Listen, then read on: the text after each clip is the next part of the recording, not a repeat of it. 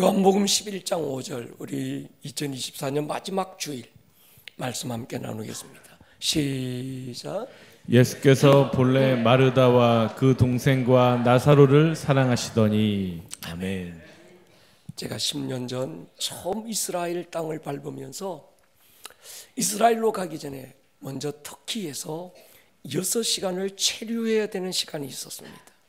짧은 시간이었지만 터키의 이스탄불 가장 유명한 재래시장을 한번 들러보기로 했습니다. 바자르 전통시장 한 기퉁에 위치했던 골통품 가게를 들러서요, 참 재미있는 물건들이 많았습니다. 그런데 그 가운데 별로 인기 없는 물건이라 한가운데 처박혀 있었던 이 양팔 저울 하나가, 지금은 먼지가 많이 쌓였는데 제 마음과 눈길을 끌었어요. 가격을 물어보니까 아주 싼 가격이라 이것 하나 구입하고 이스라엘로 다시 향했습니다. 그런데 이스라엘을 여행하면서 내내 이 양팔 저울이 제 마음에 깊게 남았어요. 왜 하나님께서 이 양팔 저울에 대한 마음을 주셨을까? 돌아보니 제 목회 사역이 한쪽에 치우쳐 있는 것을 보았습니다. 여러분, 특히 이스탄불은 작은 다리 하나를 사이에 두고 유럽과 아시아가 함께 양팔 저울처럼 조화를 이루고 있는 도시이기도 했습니다. 균형, 조화는 우리의 건강한 신앙생활에도 중요하지만 목회자의 리더십에 있어서 아주 중요한 영성이기도 합니다. 우리 젊은 청년들이 목사를 볼 때 우리 목사님은 닫힌 듯 열려 있어야 되고, 우리 시니어 어르신들이 목사를 볼 때 목사는 열린 듯한데 또 닫힌 것처럼 보여야 합니다. 우리 목사님은 완전 열린 목사님이셔. 아니야, 우리 목사님은 완전 닫힌 분이야. 건강한 목회 사역은 아니지 않을까요? 이 둘이 조화와 균형을 이룰 때 목회 사역은 건강할 수 있습니다. 오늘은 세계적인 영성가이기도 하고 한때 탁월한 목회 사역을 해왔던 토미 테니의 균형의 영성이라는 책으로 한 해 24년을 마무리하고 새로운 한 해를 준비하는 시간이 됐으면 좋겠습니다. 여러분, 이스라엘은 어디를 가더라도 성경의 땅이고 어디를 가더라도 글로 대하던 성경이 입체감으로 보이는 땅입니다. 토미는 이 책의 배경으로 감람산을 넘고 예루살렘으로 가는 길목, 작은 시골 마을을 배경으로 삼았습니다. 이 마을은 예수님이 태어난 베들레헴도 아니었고 거룩한 성전이 있던 예루살렘도 아니었습니다. 예수님이 12제자들을 처음 만나 말씀을 가르치고 추억을 쌓았던 갈릴리도 아니었습니다. 지금은 높은 분리장벽이 쳐져 관광이 금지된 소박한 시골 동네 베단이라는 마을입니다. 이 마을이 주님께 특별했던 이유가 있습니다. 특별한 유적지도 아니었고 그 마을 한 기퉁이에 주님께 특별했던 마리아, 마르다, 나사로가 살고 있었기 때문이지요. 아마 토미의 이 책을 제가 읽어보지 않았더라면 베다니는 제게 그렇게 특별한 의미가 되지 않았을 겁니다. 그런데 이 한 권의 책이 제 목회 사역과 영성의 균형을 잡아주는 데 기준점이 되어서요. 어렸을 적 성탄이 시즌이 오면 어린 우리들은 학교가 마치자마자 교회로 모여서 성탄 연습을 했습니다. 선곡을 준비한 거예요. 아직도 기억나는 선곡이 있습니다. 제목이 빈방 있습니까? 마리아가 예수님을 잉태하고 해산의 기한이 찼음에도 호적하기 위해서 베들레헴으로 갔습니다. 그 둘은 여기저기 두들겨 보며 빈방이 있느냐고 물어보았지만 결국은 마구간 한 기퉁이에서 예수님을 출산하게 되고, 그때 동방박사들이 들에서 양을 치던 목자들이 천사가 전해준 성탄의 소식을 듣고 말 구유로 와서 아기 예수님께 경배하는 내용의 선곡이 빈방이 있습니까? 그 선곡이었습니다. 그때 제가 맡은 배역은 동방박사 세 사람 중에 한 명이었어요. 대사가 딱 한 줄이었습니다. 별이다. 한 줄의 대사를 준비하기 위해서 얼마나 긴장감을 가지고 연습했는지 모릅니다. 그렇지만 예수님의 공생애도 딱 이 한 줄로 요약이 됩니다. 여우도 굴이 있고 공중의 새도 그처가 있는데 인자는 빈방이 없더라는 거예요. 머리 둘 곳 하나 없더라는 거예요. 이 넓은 세상 어디에도 주님의 마음을 풀고 그할 공간 하나 없었다는 겁니다. 그런데 유일하게 주님이 마음을 풀어놓을 한 빈방을 찾습니다. 그것이 바로 마르다 마리아 남매가 살고 있던 베다니의 그 집이었습니다. 여러분, 예수님은 말씀이 사람이 되어 오신 하나님이죠.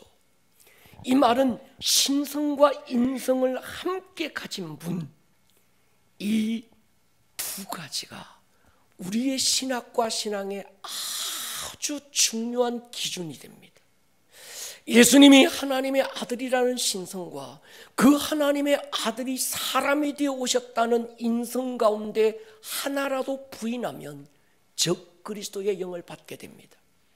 사람으로 오셨다는 말은 인성을 가지셨다는 말이고, 하나님의 아들이라는 고백은 신성에 대한 고백이죠. 예수님의 인성을 부인하면 십자가를 부인하게 됩니다. 피 흘림을 부인하는 거예요. 신성을 부인하면 그가 부활하셨다는 사실을 부인하게 됩니다. 한 번은 예수님이 제자들과 함께 배를 타고 갈릴리를 지나고 있었어요. 그때 갑자기 돌풍이 불었습니다. 배가 뒤집힐 지경이 됐어요. 두려움에 빠져있던 제자들과 달리 주님은 고물을 베고 주무십니다. 제자들이 깨우자 바다를 꾸짖고 바람을 잠잠케 합니다. 바람과 바다를 순종하게 했던 건 주님의 신성의 한 모습이지만 육신의 피곤을 이기지 못해서 잠든 건 주님의 인성의 모습이죠.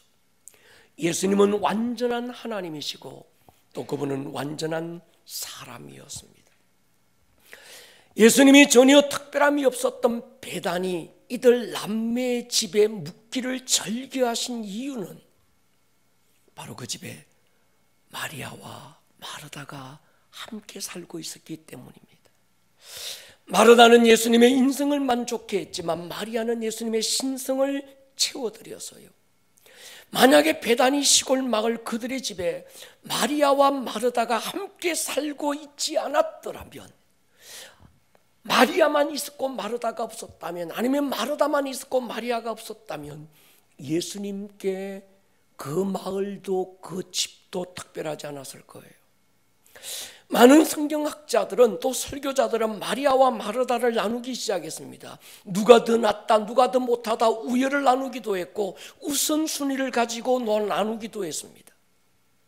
마르다와 마리아를 하나로 보고 균형과 조화를 강조한 사람은 제가 알기로는 토미가 처음이었습니다.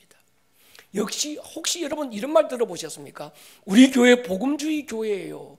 이 말은 우리 교회는 말씀 중심의 교회라는 말입니다.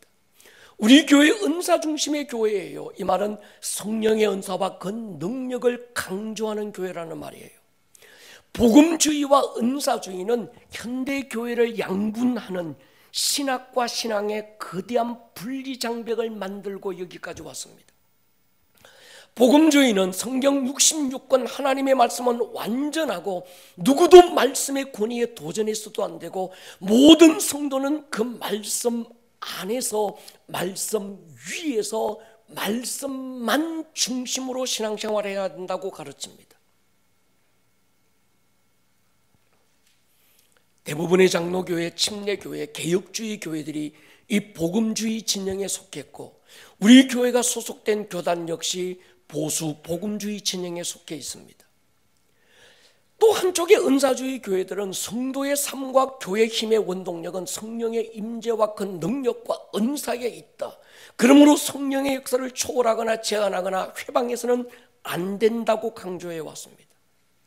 교회는 성령의 충만함을 구해야 되고 모든 성도들은 은사와 능력을 받아서 하나님께서 주신 사역을 감당해야 된다고 강조해 왔습니다. 하나님의 성회의 오순절 교회들이 다 여기에 속한 교회들입니다. 우리 교회는 이 부분에도 동의하고 있습니다. 정말 심각한 문제는 이 둘이 서로 조화와 균형을 이루어서 건강한 교회의 모습을 세워간 것이 아니라 서로를 적대시해오고 비난해왔다는 거예요. 은사주의 교회에서는 복음주의 진영의 교회를 향하여 너희는 열정도 없고 경직된 현대판 바리새인들 율법주의자들이라고 비난했습니다. 복음주의 교회에서는 은사주의자들을 향해서 신학도 없고 말씀도 모르는 신비주의 내지는 그저 공중에 붕 뜬 그런 신앙이라고 이단시해 왔던 것도 사실입니다. 제가 신학을 공부하던 80년대 초에 방언을 했다 다 이단으로 규정했습니다.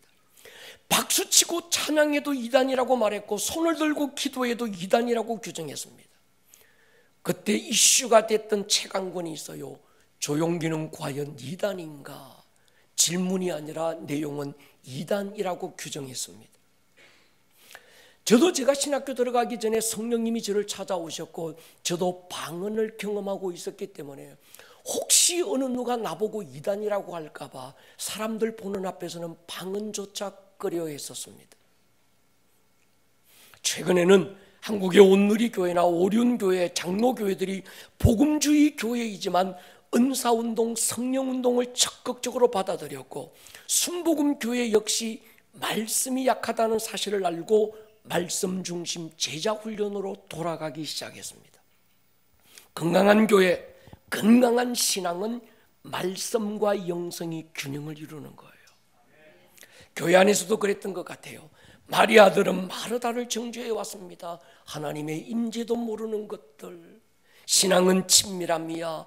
우리는 종의 영성을 받은 게 아니라 신부의 영성을 받았어. 지금은 앞치마 두르고 주방에 앉았을 때가 아니야. 주님의 신부로서 그분의 팔치에 앉아 친밀함을 구해야 돼. 그래서 마리아들은 마르다를 공격했습니다. 마르다도 마찬가지죠. 행함이 없는 죽은 믿음을 붙들고 사는 게을러 터진 것들. 마태복음에 주님은 말씀했어. 주님이 줄였을 때 먹을 걸 주지 않고 옥에 갇혔을 때 돌아보지 않았고 아파 신음할 때 위로하지 않았던 왼편에 있는 이 바리새인들. 그러면서 마르다와 마르다가 서로 견제하고 서로를 정죄하고 판단하고 시기해 왔던 거예요. 여러분 기억하셔야 합니다. 마르다에게는 마리아가 필요해요. 마리아에게는 마르다가 반드시 있어야 합니다. 마리아는 비전을 보지만 마르다는 비전을 성취해 갑니다. 마리아가 없으면 비전을 만들 수 없고 마르다가 없으면 마리아의 비전은 망상으로 남는 거예요.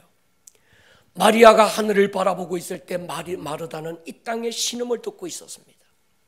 지금 이 주님의 때, 주님의 날이 가까운 지금은 이 둘 기름 부음이 필요한 거예요. 집을 지으려면 설계자가 있어야 됩니다. 그렇지만 또 시공자가 있어야 돼요. 설계자만으로 집이 만들어질 수 없고 시공자만으로 건축될 수가 없는 거예요. 획일은 빨주노초 파남보 7색깔 무지개를 섞어서 하나의 색깔로 만들지만 연합은 빨강은 빨강으로, 보라는 보라로, 파랑은 파랑으로 자기 색을 가지고 조화를 이루고 균형을 이루는 아름다움을 연합이라고 말합니다. 하나님은 회기를 기뻐하는 게 아니라 연합을 기뻐하시는 거예요. 제가 상담 전문가로서 마르다 마리아를 기질로 분석해 봤습니다. 마르다는 EF 성향의 기질을 가진 외향적인 행동가입니다. 마리아는 IN 성향을 가진 내향적인 감성가죠. 마르다는 언제나 행동이 먼저인데 마리아는 사색이 먼저입니다. 저희 부부의 성향을 한번 보니까 그러더라고요. 저는 I형 마리아 성향인데 제 아내는 완전 E형 마르다의 성향입니다. 저는 책을 읽고 사색하며 충전하고 회복하는데 아내는 춤을 추면서 회복하고 충전합니다. 누가 맞는 것일까요? 제가 맞는 걸까요? 사모가 맞는 걸까요? 누가 저를 아이로 만들었고 누가 아내를 이로 만들었을까요? 하나님이, 그분이 만드신 거예요. 여러분 보십시오. 오라비 나사로가 죽었을 때 예수님은 어떤 의도를 가지고 나흘을 지체해요. 나사로가 죽고 베다니에 주님이 도착하셨을 때 예수님이 마을에 오신다는 소식을 듣고 제일 먼저 달려나간 사람이 누구였을까요? 요한복음 11장 20절 보십시오. 마르다는 예수께서 오신다는 말을 듣고 곧 나가 맞이하되. 마리아는 뭐합니까? 집에 앉아. 오라비가 죽었습니다. 슬픔과 비통에 빠져서 깊은 슬픔에 빠져있던 두 자매가 예수님이 오신다는 소식을 듣자 마르다는 눈물 걷어붙이고 바지가랭이 걷어붙이고 마을로 막 달려나가요. 그런데 마리아는 달려나가지 않습니다. 이 마르다는요, 주님 만나자마자 해야 될 말을 마음에 못 담아두고 있어요. 거침없이 해버립니다. 21절 보십시오. 마르다가 예수께 여짜오되 주께서 여기 계셨더라면 내 오라비가 죽지 아니하였겠나이다. 원망입니다. 쉽게 할 수 없는 얘기예요. 좀 일찍 오시지. 왜 이렇게 지체하셔서 지금이야 오셨습니까? 마르다는요, 가슴에 담아두면 병이 되는 사람이에요. 해버려. 던지고 보는 거예요. 그리고 하는 말이 뭡니까? 나는 이제라도 주께서 무엇이든지 하나님께 구하는 것을 하나님이 주실 줄 아나이다. 예수님이 이렇게 말씀해요. 네 오라비가 살아날 거야. 그러니까 마르다가 하는 말이 부활의 날에는 다시 살아날 걸 내가 알고 있습니다. 근데 그때 마르다의 이야기를 듣고 주님이 기가 막힌 비밀을 말씀해요. 나는 부활이요 생명이다. 나를 믿는 자는 죽어도 살리겠고 살아서 나를 믿는 자는 영원히 죽지 않을 것이다. 이 엄청난 비밀을 마리아에게 알려주신 게 아닙니다. 마르다에게 알려주신 거예요. 이 마르다의 신앙 고백은요, 그 다음 보십시오. 주는 그리스도시요 세상에 오신 하나님의 아들임을 내가 믿습니다.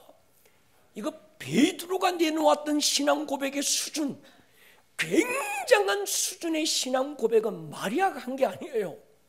마르다가 한 거예요. 이 마리아는 예수님이 오신다는 말을 듣고도 장례식장을 떠날 수가 없었어요. 마리아가 왜 뛰어나가지 않았을까요? 자기 슬픔이 너무 컸던 것일까요? 아니면 지체하고 늦게 오신 예수님에 대한 서운함이 컸던 것일까요? 여러분, 내향적인 사람은 자기 감정에 사로잡히면 잘 헤어나오지 못하는 성향입니다. 우울증은 EF 쪽의 사람들은요, 우울증도 잘 안 걸려요. 틀어버리는 거예요. 쉽게 그냥 그럴 수도 있지. 그냥 속에 한마디 해버리고 끝내버려. 근데 IN 쪽은요, 죄송합니다. 혹시 여러분들 IN 성향을 가진 분은 우울증에 많이 사로잡힐 수 있어요. 이분들은 그냥 가슴에 담아두고 말을 잘 못해. 냉가슴앓이를 많이 하는 거예요. 나쁘다는 얘기는 아닙니다.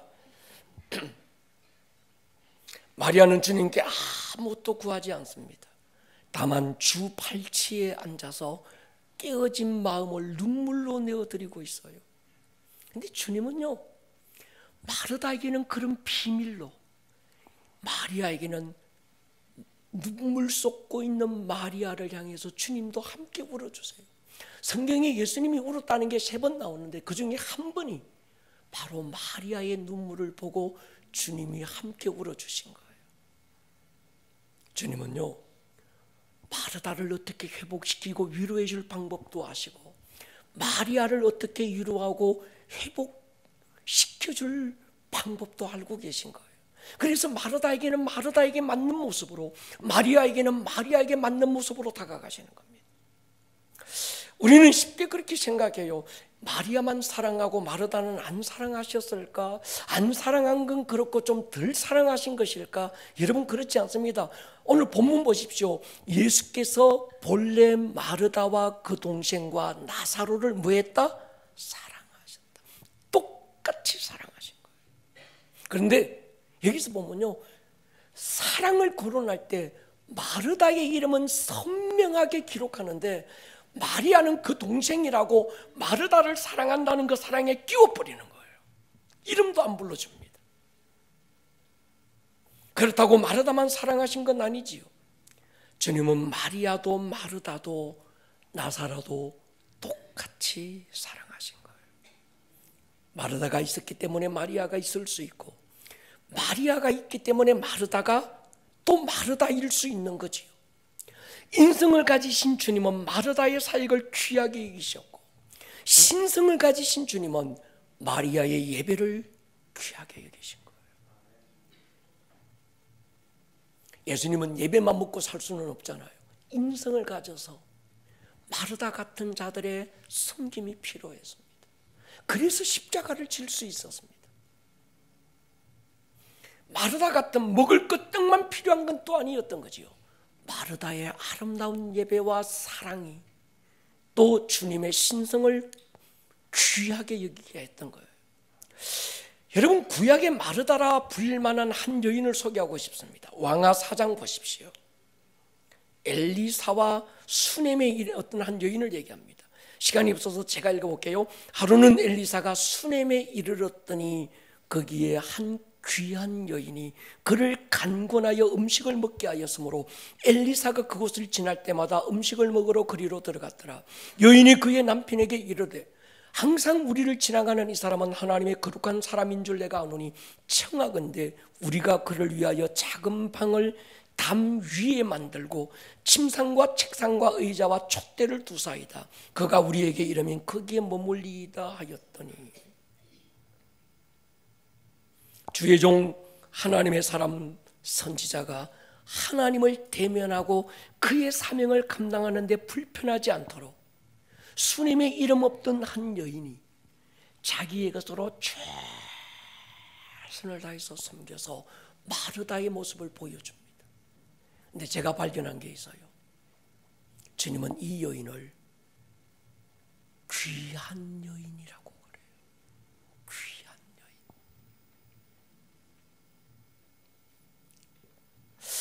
일전의 산상순강에서 주님이 하신 말씀에서 답을 찾을 수 있습니다. 팔복은 성도 개개인의 정체성이고 부르심의 단계였습니다. 그런데 이어서 말씀하신 소금과 빛은 교회 공동체의 정체성이고 또 부르심이었어요. 팔복을 말씀하실 때는 개인적으로 너는 이라고 말씀하신 주님이, 소금과 빛을 말씀하실 때는 복수로 너희는 이라고 선언합니다. 소금과 빛은 이 땅의 교회 공동체의 정체성이죠. 교회가 뭘까요? 교회는 세상의 소금입니다. You are the salt of the earth. 너희는 세상의 빛이다. You are the light of the world. 성경이 기록된 원어는 소금에 대해서 말씀하실 때와 빛에 대한 말씀을 하실 때 원어가 달랐습니다. 원문을 그대로 적어가면 교회는 이 땅의 소금이고 교회는 이 세상의 빛이라는 거예요. 땅이라는 개념은 우리가 살고 있는 육신의 개념입니다. 그런데 빛은 영적 개념인 거죠. 교회는 보이는 세상에서 소금이어야 되지만 또 영적인 영역에서 빛이어야 합니다. 소금은 이웃과의 관계에서 맛을 냅니다. 낮아지고 작아지고 겸손하고 인내하고 사랑으로 섬기는 거예요. 그런데 빛은 이 역할이 다릅니다. 빛은 영적 세계 속에서 담대하게 빛으로서의 사역을 다해서 어둠을 적극적으로 몰아내야 합니다. 소금이 십자가라면 빛은 부활의 능력이죠. 소금은 자기를 희생하고 십자가를 져서 맛을 냅니다. 그런데 빛은 숨겨지면 안 됩니다. 빛은 적극적으로 자기를 나타내야 합니다. 그래야 어둠을 몰아낼 수 있는 거예요. 교회는, 우리 그리스도인은 때로 나의 십자가를 지고 나를 부인해야 될 때도 있습니다. 그러나 또 어떤 영적 세계에 대해서는 가감하게, 적극적으로, 당당하게 예수의 이름으로 빛을 선포하고 어둠의 세계를 몰아내야 될 때도 있습니다. 빛의 역할은 마리아의 사역을 말하지만 소금은 마르다의 사역인 거예요. 빛과 소금, 마리아와 마르다, 이 두 가지가 균형을 이루어야 합니다. 정상적으로 충만한 예배를 성공한 성도는 반드시 삶의 현장으로 돌아옵니다. 사역의 현장에서 충성하게 돼요. 진정한 임재의 예배에 성공한 사람은 파격적 사역을 또 감당합니다. 여러분, 마리아가 그랬습니다. 마리아는 주님 발치 앉아만 있지 않았습니다. 그날 그 주님의 임재 앞에 머물렀던 그 시간으로 향유가 가득한 옥합을 깨고 주님의 죽음을 준비하는 충격적 섬김의 자리로 돌아갑니다. 가장 위대한 예배자는 또한 가장 충격적인 사역자가 되어야 된다는 단순한 진리를 복음이 전해지는 곳마다 가르치고 싶어서 주님은 마리아의 그 모습을 복음이 전해지는 곳마다 이 마리아의 사역, 예배와 섬김의 사역을 전하라고 말씀하셨습니다. 우리는 어떤 사역을 하는가, 얼마나 많은 사역을 감당했는가를 보지만 주님은 그 사람의 사역의 원동력이 어디서부터 왔는가를 보는 거예요. 자기 열심에서 나왔는가, 하나님의 임재 앞에 머물렀던 하나님의 은혜의 힘에서 나온 것인가, 어떤 힘이 오늘 나의 사역을 움직이고 있는가, 교회에서 어떤 직분을 받았는가, 이것보다 더 중요한 것이 있습니다. 내가 받은 직분을 어떤 힘으로 감당하고 있는가라는 거예요. 하나님으로부터 온 그 힘이 원동력이 아니면 예배마저 사역이 되고 말아요. 하나님으로부터 오는 그 능력이 힘이 아니면 기도의 집에서 기도의 자리에 앉은 그것마저 부담스러운 고역이 될 수도 있는 겁니다. 십자가의 은혜를 관통하고 나온 열심이 아니면 당장에는 잘하는 것 같고 뭔가 되어지는 것 같은데 그 사역이 오래 지속이 안 되는 이유가 있습니다. 우리가 하나님의 임재 앞에 오래 머물러 있는 일 중요합니다. 그러나 어떤 시점에서 하나님은 그를 사역의 현장으로 파송하는 거예요. 그래서 교회는 마리아도 귀하지만 마르다도 귀합니다. 베다니 그들의 집에 마리아도 있어야 됐지만 마르다도 있어야 됐던 거예요. 다니엘, 기도의 사람이었습니다. 하나님의 영으로 충만한 사람이었지만 직장에서 성실함으로 인정받았던 사람이었습니다. 느헤미야, 기도의 사람이었지만 관료로서 최고의 탁월함으로 살았던 사람이고 예루살렘 성벽을 재건했던 사람입니다. 하나님을 가장 뜨겁게 사랑했던 원띵의 예배자 다윗은 장군이었고 왕이었습니다. 아브라함은 가는 곳마다 예배의 제단을 쌓았지만 그는 뛰어난 CEO이기도 했습니다. 베드로 최고의 업으로 살고 있을 때 주님의 부름을 받았고 엘리사도 12결이 서로 농사 짓고 있을 때 엘리야를 통해 부르심을 받았어요. 제가 이 토미 테니의 한 말을 굉장히 중요합니다. 부흥은 하나님의 말씀이 교회의 벽을 뚫고 나가서 세상에서 폭발하는 것이라는 거예요. 그 폭발하는 힘이 교회 안에만 있으면 맨날 싸워요. 이 폭발하는 힘이 사역의 현장에서 쏟아야 되는 거예요. 할렐루야. 에스겔 꼴짝이 그 에스겔 47장 하나님의 성전 문지방에서 새어나왔던 물이 이 성전 안에만 계속 높아지면 안 됩니다. 아라바 광야로 가야 되고 죽었던 사해바다를 살려야 됩니다. 마르다의 진정한 영성과 사역은 교회 안에만 있으면 안 되는 거예요. 여러분의 가정에서 폭발하기를 바랍니다. 직장에서 폭발하는 능력이 되기를 축복합니다.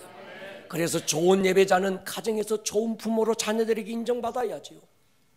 정말 진정한 예배자라면 부모로부터 좋은 아들로 딸로 인정받아야지요. 직장에서 상사들에게, 부하 직원들에게 존경받는 사람이어야지요. 교회에서도 목회자에게, 성도들에게 인정받는 사람이어야 진정한 마리아고 마르다가 아닐까요? 제가 우리 청년들에게 그런 얘기합니다. 얘들아, 알바를 하더라도 말이야, 편의점 사장에게 네가 인정받아. 주유소 직원으로 알바하지만 주유소 사장님께 인정받지 못하면 너는 잘하는 게 아니야. 여러분, 오늘 본문의 현장인 베다니에서 마르다는 예수님의 인간적인 필요를 채워드리고, 마리아는 예수님이 하나님으로서 받으셔야 됐던 예배자로 체험을 드립니다. 마리아는 하늘의 비전을 보았다면 마르다는 현실에서 계획을 세우고 실천하는 사람이죠.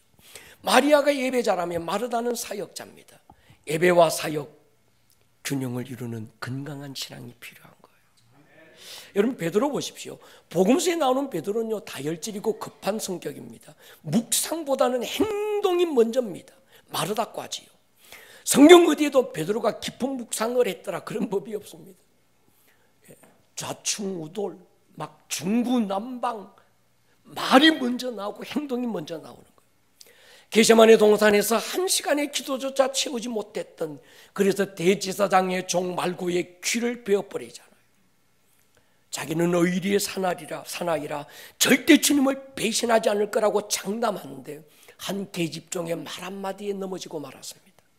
근데 그랬던 베드로가 오순절을 기다리면서 10일간 마리아의 깊은 영성을 경험하고 성령의 불처럼 그에게 임하는 경험을 하고 난 뒤 베드로의 사역은 하루에 3,000명, 5,000명씩 회개하고 돌아오게 하는 거예요. 마리아 영성을 보십시오. 영적 체험이나 깊은 은혜의 영성이 강하다 보니 자신만 못한 사람들을 쉽게 판단할 수 있습니다. 이 마르다의 영성을 가진 사람은요, 영적 우월감에 교만에 빠질 수도 있어요. 자기만큼 기도 안 하는 사람, 자기만큼 성경 못 읽는 사람, 자기만큼 영적 체험이 없는 사람, 그들의 영적 권위를 인정하지 않는 거예요. 내가 말이야, 어젯밤 꿈을 꿨어요. 내가 기도하는데 하나님이 내게 음성을 들려주셨어. 너 하나님의 음성 들어봤어? 못 듣는데 하나님의 음성도 못 듣는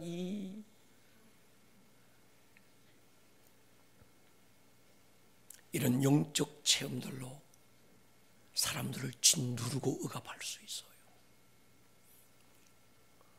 제일 무서운 게 영적 가스라이팅이라고 하는 거예요. 그건 대개 이 마리아과의 사람들이 이런 잘못을 범하는 겁니다.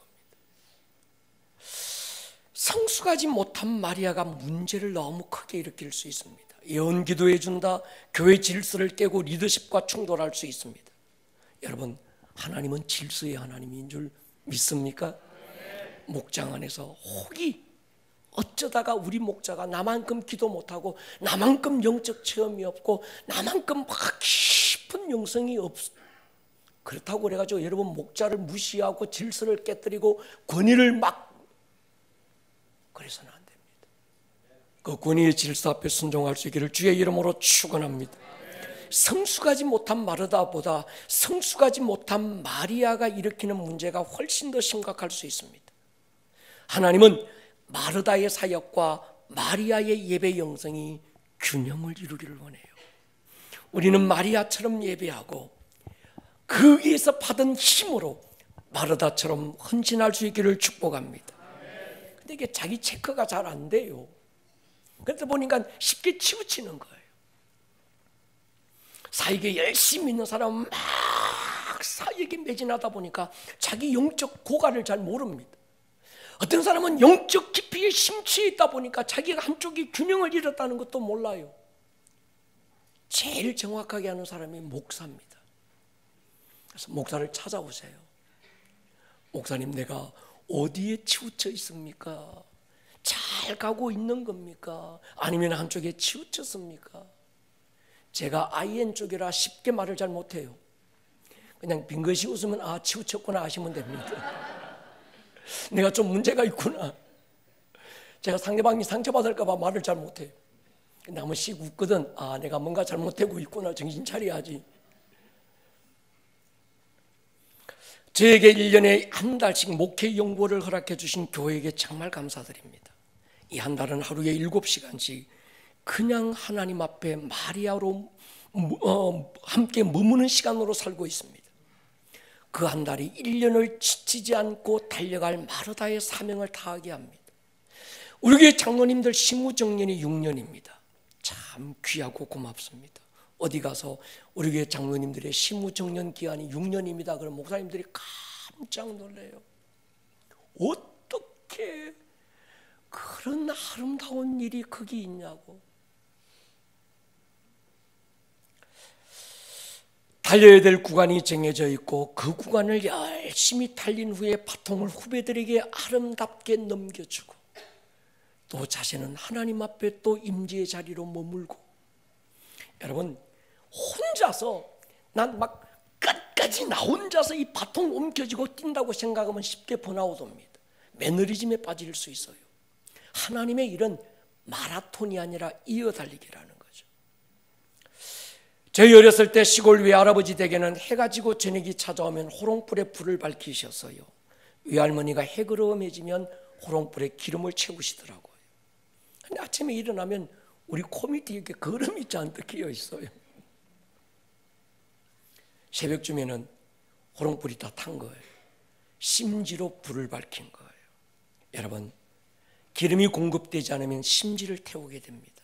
그러면요, 이게 연기를 피워서 온 방안 다 이 사람 저 사람 다 눈 맵게 만들고 힘들게 만드는 거예요. 여러분 안에 불을 밝히되 기름으로 밝힐 수 있기를 축복합니다. 사역으로 밝힌 불로는 오래 못 갈 수 있습니다. 사도행전의 교회 보십시오. 사도행전 1장 8절 같이 읽겠습니다. 시작. 오직 성령이 너에게 임하시면 너희가 권능을 받고 예루살렘과 온 유대와 사마리아와 땅끝까지 이르러 내 증인이 되리라 하시니라. 120명의 제자들은요, 주님 부활하셨다 그 사실을 눈앞에서 목격한 다음 그들의 마음은 뜨거워지기 시작했습니다. 달려나가야 돼.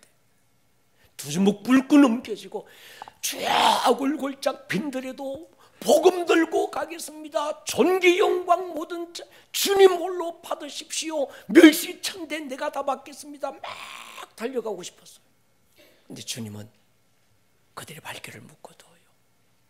예루살렘을 떠나지 마라. 성령이 오시기까지 기다려라. 그가 오시면 성령의 충만함과 능력을 받고 그 힘으로 내 증인이 되라는 거예요. 부활을 목격한 제자들에게 야 너는 기도만 하고 있어 이러지 않았습니다. 아니면 달려나가 그러지도 않았어요. 균형을 이루어 주신 거예요. 하나님 앞에 머물러 있는 시간의 길이가 사역의 질을 결정합니다. 예배의 영성이 기반된 사람만 복음 들고 땅끝까지 달려갈 수 있습니다. 그 사람들만 예배를 통해 받은 은혜의 힘을 사역의 현장에 풀어놓을 수 있습니다. 마리아의 예배의 영성으로 은혜 받고 마르다의 사역의 영성으로 받은 은혜를 사역의 현장에 풀어놓을 수 있는 교회. 할렐루야. 우리 교회는 이런 교회예요. 마르다에게는 마리아가 필요해요. 마르다에게는 마리아가 필요해요. 할렐루야. 서로가 서로에게 갈등과 긴장이 아니라 반드시 있어야 되는 가족이 되어야 되는 거죠. 지지난주에 토미의 책 중에 종의 영성이라는 제목으로 은혜를 나누었습니다. 종의 영성, 지금 막 처음 듣는다는 듯이 지금 표정을 짓고 계신데 뭐 이해합니다. 2주가 지났습니다. 핸드크림 하면 기억나지요? 네, 핸드크림. 주제는 선명합니다. 성령의 금인가 섬김의 수건인가. 마리아가 성령의 금을 들고 영적 전쟁에 앞장섰다면 마르다는 섬김의 수건을 들고 사역의 현장에 앞장섰습니다. 예수님은 성령의 금을 휘둘러야 될 때와 금을 내려놓고 섬김의 수건을 들고 물을 대야에 담아 무릎 꿇어야 될 때를 알고 계셨습니다. 지금 한 해를 마무리하고 새로운 한 해를 준비하면서 오늘 우리는 한번 돌아볼 필요가 있습니다. 이 시대에 필요한 영성이 뭘까? 저는 조화라고 생각해요. 아멘입니까? 우리 교회 꽃꽂이 한번 보십시오. 우리 교회 어느 권사님이 15년째 지금 이 꽃을 꽂아서 하나님께 영광을 돌리고 성도들에게 기쁨을 주고 여기까지 오셨어요. 박수 한번 쳐주세요. 여영남 권사님. 여러분 한번 생각해 보십시오. 같은 모양, 같은 색깔, 같은 크기, 그것만 여기 꽂혀 있다면 아마 장례식장에 그 하얀 꽃만 꽂아놓은 그것 같을 거예요. 우중충 뭔가 침울해지고. 다른 꽃이 꽂혀야 되는 거예요. 다른 색깔, 다른 크기, 다른 모양. 할렐루야. 그렇습니다. 그게 건강이라는 거예요. 리더는요, 자기 생각과 같은 찬물을 옆에 두면 한계를 뛰어넘지 못합니다. 그 리더가 자기 한계를 뛰어넘으려면 자기와 다른 생각 때문에 부딪히기도 하는 그 사람을 참으로 둘 수 있어야 합니다. 시너지는 같은 힘이 모이는 게 아닙니다. 시너지는 다른 힘이 모여서 더 큰 힘을 만들 때 시너지의 파워라고 하는 거예요. 여러분 안에 마리아와 마르다가 조화를 이루기를 원하고, 혹시나 여러분이 마리아과에 강하다면 마르다와 손잡고, 내가 마르다과가 강하다 그러면 마리아과의 사람들과 품으십시오. 주님은 이 둘의 연합을 통해서 일하는 거예요. 이 시대는요, 한 사람의 람보가 필요한 게 아닙니다. 여러분 람보 누군지 아시죠? 한 사람의 람보가 지구를 구하던 때는 지나갔습니다. 지금은 조화를 이루어야 합니다. 함께 손에 손잡고 주의 일을 이루는 거예요. 머리를 한번 숙여 보십시다. 사랑하는 여러분, 한 해 참 잘 달려오셨습니다. 참 잘 살아내셨습니다. 정말 대단합니다. 쉽게 지치고 쉽게 좌절하고 쉽게 마음이 깨어질 수 있는 이때 믿음 붙들고 주님 손에 붙들려서 여기까지 잘 견디고 이겨오셨습니다. 이제 우리가 한 해를 마무리하면서 한량없는 은혜, 갚을 길 없는 은혜, 내 삶을 애워 사는 하나님의 은혜, 오늘 심으면 내년에 심어진 것이 열매로 거두게 될 거예요. 나를 지으신 이가 하나님, 나를 지으신 이가 하나님, 나를 부르신 이가 하나님, 나를 보내신 이도 하나님, 나의 남은 것은 다 하나님이라. 나의 달려갈 길, 나의 달려갈 길 다 가고, 나의 마지막 꿈 다 하도록 나로 그 십자가 품게 하시니, 나의 남은 것은 다 자리 소리 한번 일었을까요? 한량없는 은혜, 한량없는 은혜, 갚을 길 없는 은혜, 내 삶을 애워싸네. 하나님의 은혜,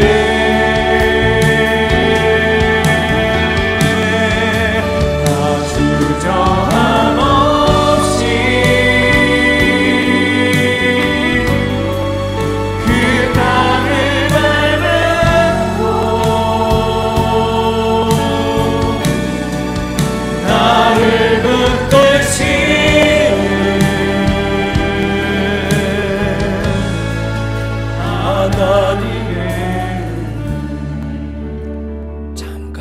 기도하고 나갔으면 좋겠습니다.